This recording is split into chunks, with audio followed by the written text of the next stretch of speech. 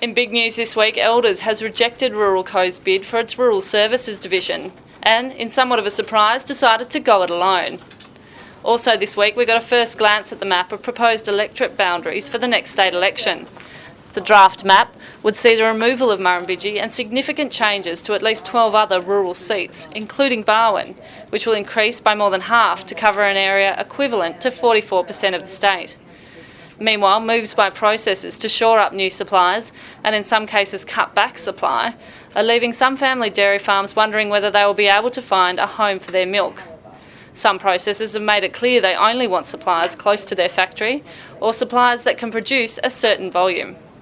But the big issue that's had everyone talking this week, Julian, is native vegetation. You were in Bathurst for Andrew Stoner's big announcement. What kind of reaction did he get? Well, farmers are happy, but they're not doing cartwheels. The announcement from the government that it will review the Native Vegetation and Threatened Species Acts has been met with cautious optimism by the broader farming community, but many landholders across the state think this is long overdue. Landholders are now pushing for detail about the scope of the review, and they want a time frame from government, given that many of them have said this is something that should have been done as soon as the government took office. In the meantime, the government has also released details about proposed changes to the native vegetation regulation with a new set of rules that will include a self-assessable code set to be implemented from January.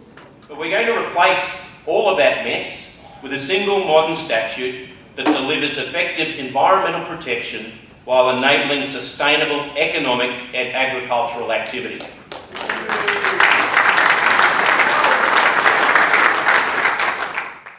Until next week, follow us on Facebook, Twitter or at The Land's website, theland.com.au, where you can see our new TV ad for our digital edition.